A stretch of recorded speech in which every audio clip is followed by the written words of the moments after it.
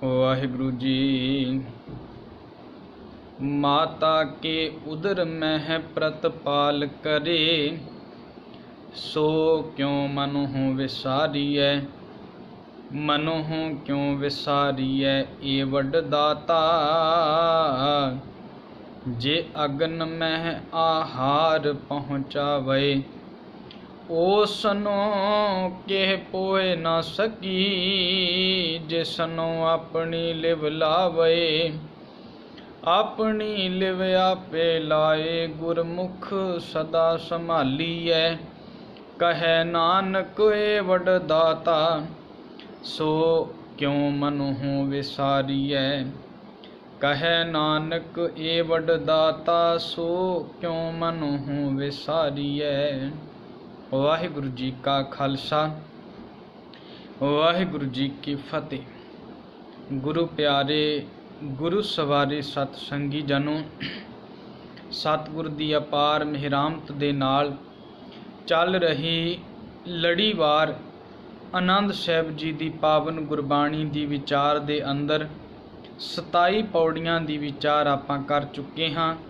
अज 28 number Pauri दे अंदर सतगुर उसे ही लड़ी नूं अगां लै रहे ने, जिहड़ी पिछे गल आई सी भी भलिया ये धर्म पुस्तकां मनुख नूं रब्बी गुण चेते कराउण लई होया करदियां ने, पर तूं वो रब्बी गुण चेते ना कीते, सगों पाप और पुन दी विचार नूं अगे लैके आ गया। आ कर लो पाप हो गया, आ कर लो पुन हो गया, रब नूं तूं भुलाई बैठा। अज साहब कहण लगे, वेख मैं तैनूं हुण रब दे गुण चेते कराउण लगा। रब किड्डा पर उपकारी है। शुरुआत करदे ने, माता के उदर मह प्रतपाल करे, सो क्यों मनु विसारिय। मनहु क्यों विसारिय ए वड दाता, जे अगन मह आहार पहुँचावे। कि माँ दे पेट दी अग दे विच जिन्ने तेरी प्रतपालना कीती, उस अग्नि विच भी तैनूं वो आहार दिंदा रहा है। हे मना, तू ओनू क्यों भुलाई बैठा है। उस दाते नूं, उस पर उपकारी नूं याद कर, जिन्ने तेरी उस समय रखिया कीती जदों तेरे हथ वस कुछ नहीं, तेरी माँ दे हथ कुछ नहीं, तेरे बाप दे हथ कोई नहीं, ईवन तेरे पूरे परिवार दे हथ विच कुछ नहीं सी। उस टाइम दे उत्ते भी उन्हें तेरी रखिया कीती है, उन्हें तेरी प्रतिपालना कीती है। माँ दे पेट दे विच रखिया करन वाले नूं तू क्यों भुलाई बैठा है। असीं कई बार हुक्म रूप दे विच भी सतगुर दा उपदेश पढ़िया है। मात गर्भ मह आपन सिमरन दे, ताहां तुम राखन हारे। पावक सागर अथाह लहर में, तारो तारन हारे। उस थां ते भी मालिक ने रखिया कीती है। क्योंकि वेखो, जे आपां इनू चंगी तरह समझना होवे, असी कुछ चीज़ां ते सुनते भी हाँ, कुछ चीज़ां ते असी सुनते भी हाँ भी मनुख भोजन खांदा है, भावें वो मांस खावे, भावें वो कोई भी वस्तु खावे, कुछ घंटियां दे विच ही वो सारा कुछ उहदे पेट दी अगन दे विच सड़ जांदा है, गल जांदा है। और 10-12 घंटे दे करीब करीब बंदे नूं एक नेचर दी काल है कि वह अपने मल मूत्र दा त्याग कर दिंदा है। जो जरूरी शरीर दे लई उन्हां उहनूं हजम हो जाता है, बाकी गंदगी का निकास हो जाता है। पर एक किड्डा वड्डा सतगुर ने ये सानू मालक दा पर उपकार चेते कराया कि है ते तू भी मास दा टुकड़ा ही है। माँ दी पेट दी अगन है, उस मास दे टुकड़े नूं मालक ने सड़न नहीं दिता। जेड़ी अग भोजन नूं गला दिंदी सी, हुण उही अग इहदे अंग बनन दे लई काम आ रही है। तुसीं कदी सुनिया होवेगा, बच्चा अपने समय तो पहला पैदा हो जाए ਉਹਨੂੰ ਦੁਬਾਰਾ ਮਸ਼ੀਨਾਂ ਵਿੱਚ ਰੱਖਿਆ ਜਾਂਦਾ ਹੈ, ਉਹਨੂੰ ਸੇਕ ਵਿੱਚ ਰੱਖਿਆ ਜਾਂਦਾ ਹੈ, ਕਿਉਂਕਿ ਜਿਹੜੀ ਪੇਟ ਦੀ ਅੱਗ ਮਾਂ ਦੇ ਅੰਦਰ ਹੈ ਉਹ ਉਹਦੇ ਲਈ ਜ਼ਰੂਰੀ ਸੀ ਉਹਨਾਂ ਸਮਾਂ। ਜੇ ਬੱਚਾ 7ਵੇਂ ਮਹੀਨੇ 8ਵੇਂ ਮਹੀਨੇ ਪੈਦਾ ਹੋ ਜਾਂਦਾ ਹੈ, ਉਹਨੂੰ ਮਸ਼ੀਨਾਂ ਵਿੱਚ ਲਾਇਆ ਜਾਂਦਾ ਹੈ। ਮੇਰੇ ਮਾਲਕ ਨੇ ਕਿੱਡਾ ਵੱਡਾ ਪਰ ਉਪਕਾਰ ਕੀਤਾ। ਗੁਰੂ ਅਮਰਦਾਸ ਸਾਹਿਬ ਪਿਤਾ ਜੀ ਉਹ ਅੱਜ ਚੇਤੇ ਕਰਾ ਰਹੇ ਨੇ, ਭਲਿਆ ਚੇਤੇ ਕਰ। ਦੂਜੀ ਬੇਨਤੀ, ਅਸੀਂ ਇਹ ਵੀ ਪੜ੍ਹਦੇ ਹਾਂ ਕਿ ਜਦੋਂ ਮਾਂ ਭੋਜਨ ਕਰਦੀ ਹੈ ਔਰ ਉਸ ਮਾਂ ਦਾ ਕੀਤਾ ਹੋਇਆ ਭੋਜਨ, ਉਸ ਭੋਜਨ ਦੇ ਵਿੱਚੋਂ ਹੀ ਸਾਨੂੰ ਕੁਝ ਹਿੱਸਾ ਮਿਲਦਾ ਹੈ। ਨਾੜੂਏ ਦੇ ਰਾਹੀਂ ਅਸੀਂ ਆਪਣੀ ਨਾਭੀ ਦੇ ਰਸਤੇ ਮਾਂ ਦੇ ਪੇਟ ਦੇ ਅੰਦਰ ਭੋਜਨ ਕਰਦੇ ਹਾਂ। ਜੋ ਖੁਰਾਕ ਸਾਨੂੰ ਲੋੜੀਂਦੀ ਮਿਲਣੀ ਹੈ ਉਹ ਮਾਂ ਦੇ ਰਾਹੀਂ ਮਿਲਦੀ ਹੈ। ਕੈਸਾ ਉਹਨੇ ਸਿਸਟਮ ਪੈਦਾ ਕੀਤਾ ਹੈ। ਮਨੁੱਖ 10-12 ਘੰਟੇ ਬਾਅਦ ਗੰਦਗੀ ਦਾ ਨਿਕਾਸ ਕਰਦਾ ਹੀ ਕਰਦਾ ਹੈ, ਪਰ ਬੱਚਾ 9 ਮਹੀਨੇ ਮਾਂ ਦੇ ਪੇਟ ਵਿੱਚ ਰਹਿੰਦਾ ਹੈ, ਪਰ ਉਹ ਗੰਦਗੀ ਦਾ ਨਿਕਾਸ ਨਹੀਂ ਕਰਦਾ। ਖੁਰਾਕ ਉਹ ਵੀ ਲੈ ਰਿਹਾ ਹੈ ਮਾਂ ਦੇ ਰਾਹੀਂ, ਉਸ ਨਾੜੂਏ ਦੇ ਰਾਹੀਂ, ਨਾਭੀ ਦੇ ਰਸਤੇ, ਜਿਹਨੂੰ ਪੰਜਾਬੀ ਵਿੱਚ ਧੁੰਨੀ ਆਪਾਂ ਕਹਿ ਲੈਂਦੇ ਹਾਂ, ਉਹਦੇ ਰਸਤੇ ਬੱਚਾ ਖੁਰਾਕ ਲੈ ਰਿਹਾ ਹੈ। ਉਹਦਾ ਸਰੀਰ ਵੱਧ ਰਿਹਾ ਹੈ, ਫੁੱਲ ਰਿਹਾ ਹੈ, ਲੇਕਿਨ ਉਹ ਬੱਚਾ ਗੰਦਗੀ ਨਹੀਂ ਕਰਦਾ। ਕਿਉਂਕਿ ਜੇ ਉਹ ਉੱਥੇ ਗੰਦਗੀ ਕਰਦਾ ਹੈ, ਮਾਂ ਔਰ ਬੱਚੇ ਦੋਨੋਂ ਦੀ ਜਾਨ ਨੂੰ ਖਤਰਾ ਬਣ ਜਾਂਦਾ ਹੈ। ਮਾਲਕ ਨੇ ਕੈਸਾ ਸਿਸਟਮ ਬਣਾਇਆ। ਫਿਰ ਅਗਲੀ ਗੱਲ ਸਤਿਗੁਰ ਨੇ ਇੱਕ ਉਹ ਵੀ ਗੱਲ ਚੇਤੇ ਕਰਾਈ ਵੀ ਭਲਿਆ ਵੇਖ, ਬੰਦਾ ਜਦੋਂ ਸੰਸਾਰ ਵਿੱਚ ਹੈ ਇੱਕ ਤਰ੍ਹਾਂ ਦੀਆਂ ਖੁਰਾਕਾਂ ਖਾਂਦਾ ਹੈ, ਆਪਣੀ ਤਾਕਤ ਵਧਾਉਣ ਦੇ ਲਈ ਖੁਰਾਕਾਂ ਖਾਂਦਾ ਹੈ, ਐਕਸਰਸਾਈਜ਼ ਕਰਦਾ ਹੈ, ਵਰਜਿਸ਼ ਕਰਦਾ ਹੈ, ਪਰ ਕੋਈ ਮਨੁੱਖ ਐਸਾ ਨਹੀਂ ਹੈ ਜਿਹੜਾ ਆਪਣੇ ਜੀਵਨ ਅੰਦਰ ਮਹੀਨਿਆਂ ਬੱਧੀ ਆਪਣੇ ਸਿਰ ਭਾਰ ਹੋ ਕੇ ਰਹਿ ਸਕੇ, ਭਾਵ ਪੁੱਠਾ ਲਟਕ ਸਕੇ। ਕੋਈ 5-10 ਮਿੰਟ 15 ਮਿੰਟ ਕਰ ਸਕਦਾ ਹੈ, ਪਰ ਉਹਦੀਆਂ ਅੱਖਾਂ ਉਸੇ ਵੇਲੇ ਉਲਟਣੀਆਂ ਸ਼ੁਰੂ ਹੋ ਜਾਣਗੀਆਂ। ਜ਼ਿਆਦਾ ਸਮਾਂ ਉਲਟਾ ਨਹੀਂ ਲਟਕ ਸਕਦਾ। ਕਿੰਨਾ ਵੀ ਸਰੀਰ ਦਾ ਤਕੜਾ ਹੋਵੇ, ਕਿੰਨਾ ਵੀ ਸਰੀਰ ਦਾ ਬਾਹੂਬਲੀ ਕਿਉਂ ਨਾ ਹੋਵੇ, ਪਰ ਉਹ ਜ਼ਿਆਦਾ ਸਮਾਂ ਉਲਟਾ ਨਹੀਂ ਲਟਕ ਸਕਦਾ। ਪਰ ਮੇਰੇ ਮਾਲਕ ਨੇ ਕੈਸੀ ਤੇਰੀ ਰਕਸ਼ਾ ਕੀਤੀ। ਸਾਹਿਬ ਦਾ ਬਚਨ ਵੀ ਅਸੀਂ ਪੜ੍ਹਦੇ ਹਾਂ, ਮੁਖ ਤਲੇ ਪੈਰ ਉੱਪਰੈ ਵਸੰਦੋ ਕੋਥੜੇ ਥਾਏ। ਕੋਥੜਾ ਥਾਏ ਬੜਾ ਔਖਾ ਥਾਂ ਹੈ। ਸਾਹਿਬ ਕਹਿੰਦੇ ਉੱਥੇ ਪੈਰ ਤੇਰੇ ਉੱਪਰ ਨੇ ਤੇ ਮੁਖ ਤੇਰਾ ਹੇਠਾਂ ਹੈ, ਉਲਟਾ ਲਟਕ ਰਿਹਾ ਹੈ। ਪਰ ਵੇਖ ਤੇਰੀ ਉੱਥੇ ਵੀ ਉਹਨੇ ਰੱਖਿਆ ਕੀਤੀ, ਤੂੰ ਉਹਨੂੰ ਕਿਉਂ ਭੁਲਾਈ ਬੈਠਾ ਹੈ। ਮੁਖ ਤਲੇ ਪੈਰ ਉੱਪਰੈ ਵਸੰਦੋ ਕੋਥੜੇ ਥਾਏ, ਨਾਨਕ ਸੋ ਧਣੀ ਕਿਉਂ ਵਿਸਾਰਿਓ।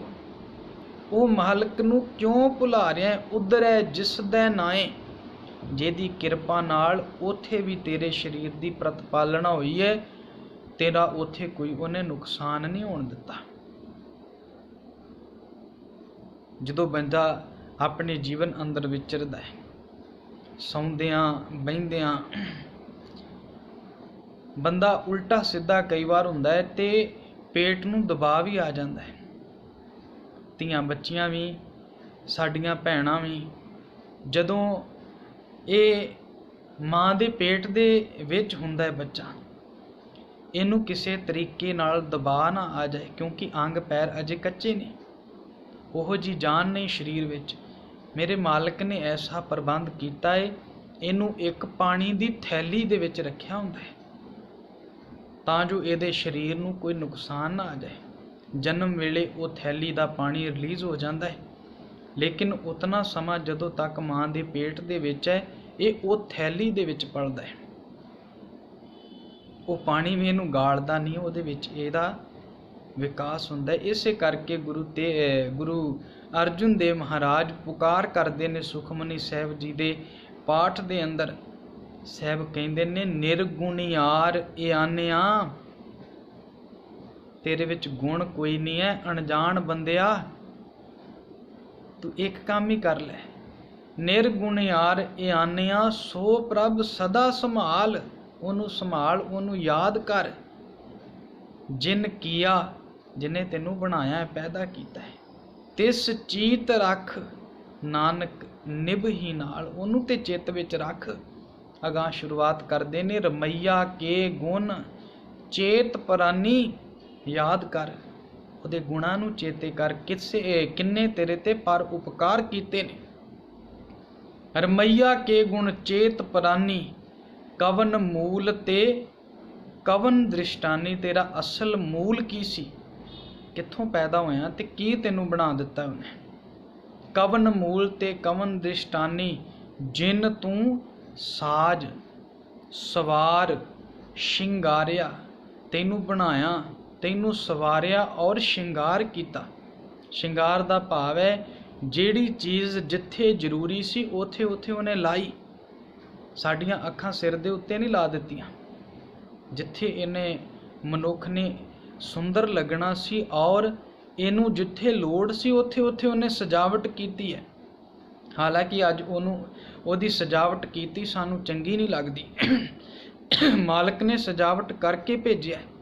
ਜਿਨ ਤੂੰ ਸਾਜ ਸਵਾਰ ਸ਼ਿੰਗਾਰਿਆ। ਅੱਜ ਅਸੀਂ ਤੁਰ ਪੈਨੇ ਨਾਈ ਦੀਆਂ ਦੁਕਾਨਾਂ ਤੇ ਆਪਣਾ ਸ਼ਿੰਗਾਰ ਕਰਨ ਦੇ, ਹਾਲਾਂਕਿ ਉਹਨੇ ਤੇ ਸ਼ਿੰਗਾਰ ਕਰਕੇ ਭੇਜਿਆ। ਗਰਭ ਅਗਨ ਮੈਂ ਜਿਨੇ ਉਬਾਰਿਆ, ਉੱਥੇ ਤੇਰੀ ਪ੍ਰਤਪਾਲਨਾ ਕੀਤੀ। ਭਾਈ ਗੁਰਦਾਸ ਸਾਹਿਬ ਉਹਨਾਂ ਨੇ ਆਪਣੀ ਰਚਨਾ ਦੇ ਵਿੱਚ ਬੜੀ ਸੋਹਣੀ ਇੱਕ ਤਰੀਕੇ ਨਾਲ ਸਮਝਾਇਆ ਵੀ ਰੱਬ ਨੇ ਕਿੰਨੀਆਂ ਵੱਡੀਆਂ ਸਾਨੂੰ ਦਾਤਾਂ ਦਿੱਤੀਆਂ ਨੇ ਔਰ ਸਾਡੀਆਂ ਗਲਤੀਆਂ ਕੀ ਨੇ, ਅਸੀਂ ਉਹ ਦਾਤਾਂ ਨੂੰ ਚੇਤੇ ਨਹੀਂ ਕਰਦੇ। ਅਸੀਂ ਚੇਤੇ ਨਹੀਂ ਕਰਦੇ ਰੱਬ ਕਿੰਨੀਆਂ ਮਿਹਰਾਮਤਾਂ ਕਰਦਾ ਹੈ। ਉਹ ਆਪਣੀਆਂ ਵਾਰਾਂ ਅੰਦਰ ਸਮਝਾਉਂਦੇ ਨੇ ਕਿ ਵੇਖ ਤੈਨੂੰ ਬਣਾਇਆ ਕਿੱਥੋਂ, ਰਕਤ ਬੇਂਦ ਕਰ ਨਿੰਮਿਆ, ਚਿੱਤਰ ਚਲਿੱਤਰ ਬਚਿੱਤਰ ਬਣਾਇਆ। ਗਰਭ ਕੁੰਡ ਵਿੱਚ ਰੱਖਿਆ, ਜਿਉ ਪਾਏ ਤਨ ਸਾਜ ਸੁਹਾਇਆ। ਮਾਂ ਦੇ ਗਰਭ ਦੇ ਵਿੱਚ ਉਹਨੇ ਆਪਣੀ ਜੋਤ ਟਿਕਾ ਕੇ ਤੇਰੇ ਸਰੀਰ ਨੂੰ ਬਣਾਇਆ ਹੈ। ਕਿਉਂਕਿ ਸਰੀਰ ਉਦੋਂ ਹਰਕਤ ਵਿੱਚ ਆਉਂਦਾ ਹੈ ਜਦੋਂ ਮੇਰਾ ਮਾਲਕ ਆਪਣੀ ਜੋਤ ਇਹਦੇ ਵਿੱਚ ਟਿਕਾਉਂਦਾ ਹੈ। ਅਸੀਂ ਇਸੇ ਬਾਣੀ ਵਿੱਚ ਅਗਾਂਹ ਜਾ ਕੇ ਪੜ੍ਹਾਂਗੇ। ਹਰ ਜਿਉ ਗੁਫਾ ਅੰਦਰ ਰੱਖ ਕੇ ਵਾਜਾ ਪਵਨ ਵਜਾਇਆ। ਇਸ ਗੁਫਾ ਦੇ ਵਿੱਚ ਸਰੀਰ ਵਿੱਚ ਉਹਨੇ ਜੀਓ ਟਿਕਾਇਆ ਹੈ, ਆਤਮਾ ਟਿਕਾਈ ਹੈ, ਜੋਤ ਟਿਕਾਈ, ਤਾਂ ਇਹ ਵਾਜਾ ਵੱਜਦਾ ਹੈ। ਜਦੋਂ ਆਪਣੀ ਜੋਤ ਖਿੱਚ ਲੈਂਦਾ ਇਹ ਫਿਰ ਮਿੱਟੀ ਦੀ ਢੇਰੀ ਬਣ ਜਾਂਦਾ ਹੈ। ਗਰਭ ਕੁੰਡ ਵਿੱਚ ਰੱਖਿਆ, ਜੀਓ ਪਾਏ ਤਨ ਸਾਜ ਸੁਹਾਇਆ। ਫਿਰ ਕਿੰਨੀ ਕਿਰਪਾ ਕੀਤੀ, ਮੂੰਹ ਅੱਖੀਂ ਦੇ ਨੱਕ ਕੰਨ, ਹੱਥ ਪੈਰ ਦੰਦ ਵਾਲ ਗਣਾਇਆ। ਹਰ ਚੀਜ਼ ਜਿੱਥੇ ਜਿੱਥੇ ਇਹ ਬਣਦੀ ਸੀ ਉੱਥੇ ਉੱਥੇ ਉਹਨੇ ਲਾਈ। ਮੂੰਹ ਬਣਾਇਆ, ਅੱਖਾਂ ਬਣਾਈਆਂ, ਨੱਕ ਕੰਨ ਹੱਥ ਪੈਰ, ਤੇਰੇ ਦੰਦ ਔਰ ਵਾਲ। ਕੀ ਨਹੀਂ ਬਣਾਇਆ, ਸਭ ਕੁਝ ਬਣਾ ਕੇ ਤੈਨੂੰ ਦਿੱਤਾ। ਫਿਰ ਇਕੱਲਾ ਬਣਾਇਆ ਨਹੀਂ, ਉਹਨਾਂ ਵਿੱਚ ਹਰਕਤ ਬਣਾਈ ਹੈ। ਦਿਸ਼ਟ ਸ਼ਬਦ ਗਤ ਸੁਰਤ ਲਿਵ, ਰਾਗ ਰੰਗ ਰਸ ਪਰਸ ਲੁਭਾਇਆ। ਤੈਨੂੰ ਸੁਣਨ ਦੀ ਸ਼ਕਤੀ ਦਿੱਤੀ, ਅੱਖਾਂ ਨਾਲ ਵੇਖਣ ਦੀ ਸ਼ਕਤੀ ਦਿੱਤੀ। ਤੇਰੇ ਪੈਰ ਹੱਥ ਇਹ ਗਤੀ ਕਰ ਸਕਦੇ ਨੇ। ਤੇਰੇ ਦਿਮਾਗ ਦਿੱਤਾ, ਤੈਨੂੰ ਸੋਚਣ ਦੀ ਸ਼ਕਤੀ ਦਿੱਤੀ। ਕੀ ਨਹੀਂ ਮੇਰੇ ਮਾਲਕ ਨੇ ਦਿੱਤਾ। ਹਰ ਵਸਤੂ ਤੇਰੇ ਲਈ ਲੋੜੀਂਦੀ ਉਹਨੇ ਬਣਾਈ ਹੈ। ਉੱਤਮ ਕੁੱਲ ਉੱਤਮ ਜਨਮ, ਕੁੱਲ ਉੱਤਮ ਦਾ ਭਾਵ ਹੈ ਮਨੁੱਖਾ ਜਨਮ ਤੈਨੂੰ ਮਿਲਿਆ ਹੈ। ਮਨੁੱਖਾ ਜਨਮ ਦੇ ਵਿੱਚ ਆ ਕੇ ਵੀ ਤੂੰ ਉਸ ਮਾਲਕ ਨੂੰ ਯਾਦ ਨਹੀਂ ਕਰਦਾ ਪਿਆ। ਉੱਤਮ ਕੁੱਲ ਉੱਤਮ ਜਨਮ, ਰੋਮ ਰੋਮ ਗਣ ਅੰਗ ਬਣਾਇਆ। ਕੱਲੇ ਕੱਲੇ ਰੋਮ ਨੂੰ ਬਣਾਇਆ, ਤੇਰੇ ਅੰਗਾਂ ਨੂੰ ਬਣਾਇਆ ਉਹਨੇ। ਬਾਲ ਬੁੱਧ ਪੈਦਾ ਕਰਕੇ ਵੀ ਤੇਰੇ ਲਈ ਪਹਿਲਾਂ ਭੋਜਨ ਦਾ ਉਹਨੇ ਪ੍ਰਬੰਧ ਕੀਤਾ ਹੈ। ਬਾਲ ਬੁੱਧ ਮੂੰਹ ਦੁੱਧ ਦੇ, ਮਾਂ ਦੇ ਰਾਹੀਂ ਤੇਰਾ ਦੁੱਧ ਦਾ ਪ੍ਰਬੰਧ ਉਹਨੇ ਕੀਤਾ ਹੈ। ਕਰ ਮਲ ਮੂਤਰ ਸੂਤਰ ਵਿੱਚ ਆਇਆ। ਹੋਏ ਸਿਆਣਾ ਸਮਝਿਆ, ਜਦੋਂ ਥੋੜਾ ਜਿਹਾ ਵੱਡਾ ਹੋਇਆ ਆਪਣੇ ਆਪ ਨੂੰ ਸਿਆਣਾ ਬਣ ਕੇ ਬਹਿ ਗਿਆ। ਸਤਿਗੁਰ ਕਹਿੰਦੇ ਸਿਆਣਾ ਬਣ ਕੇ ਬਣਾਉਣ ਵਾਲੇ ਨੂੰ ਹੀ ਭੁੱਲ ਗਿਆ। ਹੋਏ ਸਿਆਣਾ ਸਮਝਿਆ, ਕਰਤਾ ਛੱਡ ਕੀਤੇ ਲਪਟਾਇਆ। ਜਿਹੜਾ ਸਰੀਰ ਤੈਨੂੰ ਦਿੱਤਾ, ਜੋ ਤੈਨੂੰ ਮਾਂ ਬਾਪ ਭੈਣ ਭਰਾ ਉਹਨੇ ਦਿੱਤੇ, ਤੂੰ ਉਹਨਾਂ ਦੇ ਵਿੱਚ ਰਚਿਤ ਹੋ ਗਿਆ। ਕਰਤੀ ਨੂੰ ਭੁੱਲ ਗਿਆ, ਗੁਰ ਪੂਰੇ ਬਿਨ ਮੋਹਿਆ ਮਾਇਆ। ਤੂੰ ਇਹੀ ਭੁੱਲ ਗਿਆ ਵੀ ਤੇਰੇ ਤੇ ਪਰ ਉਪਕਾਰ ਉਹਨੇ ਜਿਹੜੇ ਕੀਤੇ ਸੀ ਉਹ ਕਿੰਨੇ ਵੱਡੇ ਸੀ। ਸਾਹਿਬ ਤਾਂ ਹੀ ਤੇ ਕਹਿੰਦੇ ਨੇ, ਪਹਿਲੇ ਪਿਆਰ ਲੱਗਾ ਥਣ ਦੁੱਧ, ਦੂਜੇ ਮਾਏ ਬਾਪ ਕੀ ਸ਼ੁੱਧ, ਤੀਜੇ ਭਈਆ ਭਾਬੀ ਬੇਬ, ਚੌਥੇ ਪਿਆਰ ਉਪੰਨੀ ਖੇਡ, ਪੰਜਵੇਂ ਖਾਣ ਪੀਣ ਕੀ ਧਾਤ, ਛੇਵੇਂ ਕਾਮ ਨਾ ਪੁੱਛੈ ਜਾਤ, ਸਤਵੇਂ ਸਾਂਝ ਹੁਆ ਘਰ ਵਾਸ, ਅੱਠਵੇਂ ਕ੍ਰੋਧ ਹੁਆ ਤਨ ਨਾਸ, ਨਾਵੇਂ ਧੌਲੇ ਉੱਭੇ ਸਾਹ, ਦਸਵੇਂ ਦੱਦਾ ਹੁਆ ਸਵਾ। ਗਏ ਸੰਗੀਤ ਪੁਕਾਰੀ ਧਾ, ਉੱਡਿਆ ਹੰਸ ਦਸਾਏ ਰਾਹ। ਇੱਥੇ ਕਿਸੇ ਅਵਸਥਾ ਵਿੱਚ ਵੀ ਤੂੰ ਰੱਬ ਨੂੰ ਯਾਦ ਨਹੀਂ ਕੀਤਾ। ਸਾਹਿਬ ਅੱਜ ਉਹ ਯਾਦ ਕਰਾ ਰਹੇ ਨੇ। ਮਾਤਾ ਕੇ ਉਦਰ ਮਹਿ ਪ੍ਰਤਪਾਲ ਕਰੇ, ਸੋ ਕਿਉਂ ਮਨੋਂ ਵਿਸਾਰੀਏ, ਮਨੋਂ ਕਿਉਂ ਵਿਸਾਰੀਏ ਏ ਵੱਡ ਦਾਤਾ, ਜੇ ਅਗਨ ਮਹਿ ਆਹਾਰ ਪਹੁੰਚਾਵੇ। ਉੱਥੇ ਰੱਖਿਆ ਕਿਵੇਂ ਹੋਈ ਤੇਰੀ, ਉਸ ਨੂੰ ਕਿ ਪੋਹ ਨਾ ਸਕੀ, ਜਿਸ ਨੂੰ ਆਪਣੀ ਲਿਵ ਲਾਵੇ। ਤੇਰੀ ਲਿਵ ਸੀ, ਉਹ ਲਿਵ ਨੇ, ਉਹ ਯਾਦ ਨੇ ਤੈਨੂੰ ਉੱਥੇ ਬਚਾਇਆ, ਉਹ ਲਿਵ ਨੇ ਤੈਨੂੰ ਬਚਾਇਆ।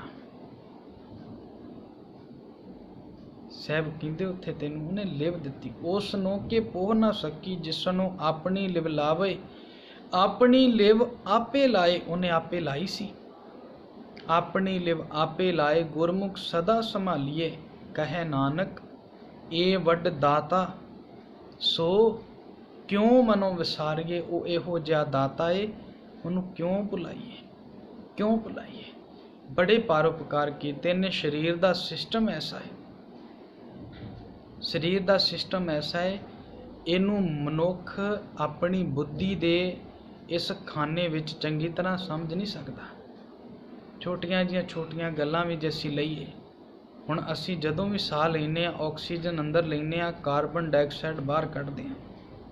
ਬੰਦਾ ਉਸੇ ਵੇਲੇ ਵੀ ਸਾਹ ਲੈਂਦਾ ਹੈ ਨਾ, ਉਹ ਕਾਰਬਨ ਡਾਈਆਕਸਾਈਡ ਨਹੀਂ ਲੈਂਦਾ, ਉਹ ਦੁਬਾਰਾ ਆਕਸੀਜਨ ਹੀ ਲੈਂਦਾ ਹੈ।